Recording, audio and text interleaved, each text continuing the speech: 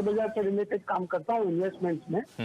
तो अभी ये 22-23 मतलब फाइनेंशियल ईयर 22-23 में मुझे लॉन्ग टर्म गेन हुआ है करीब 75,000 रुपए का, 75,000 का। अरे वाह। और सामने मुझे शॉर्ट टर्म लॉस हुआ है 56,000 का, 56,000 का। अच्छा।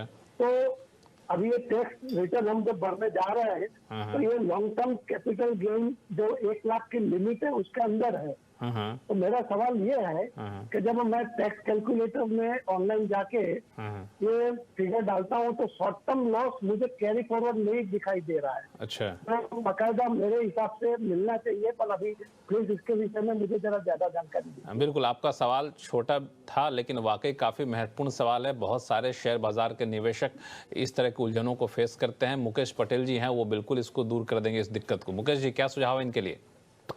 बिल्कुल हितेश जी, अब इस साल तो आप ट्रैप में आ गए हैं, क्योंकि जैसे आपने बताया सिस्टम है वो आपको अलाउ नहीं करेगी। और इसमें सिस्टम की गलती भी नहीं है, क्योंकि जो इनकम टैक्स एक्ट के प्रावधान हैं इसमें ये जो 1 लाख तक का एग्जम्पशन है ना, वो एग्जम्पशन इज क्वा द पेमेंट ऑफ टैक्स। माना सेक्शन 112A में ये कहा गया है कि अगर आपका लॉन्ग टर्म कैपिटल गेन कोई होता है तो 1 लाख रुपए से अगर कोई ज्यादा है गेन तो आपको टैक्स 1 लाख से ज्यादा अमाउंट पर ही लगेगा, 1 लाख से कम अमाउंट पर नहीं लगेगा। पर इसका मतलब ये हुआ कि कैपिटल गेन जो है वो तो आपको रिटर्न में दिखाना पड़ता है और सिस्टम भी ये ले लेता है। और आम तौर से जो शॉर्ट टर्म का कैपिटल लॉस होता है that is set of against the long term gain या शॉर्ट टर्म गेन।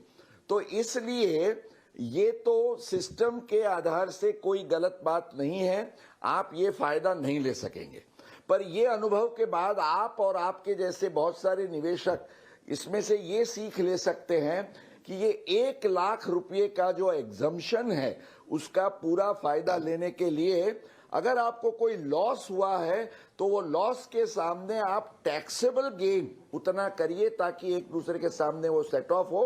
और ये 1 लाख रुपए तक का आपको ऑटोमेटिकली वो अलग से गिना जाए, ताकि ये जो प्रॉब्लम आपके लिए हो रहा है वो that may not take or not get repeated। Lakshman जी, ये उनको ध्यान में रखें। बिल्कुल। तो चलिए, इस बार तो शायद आपको ये फायदा नहीं मिलेगा, लेकिन अगली बार के लिए आप इसका ख्याल रख सकते हैं और आप अगली बार चाहें तो टैक्स बचा सकते हैं।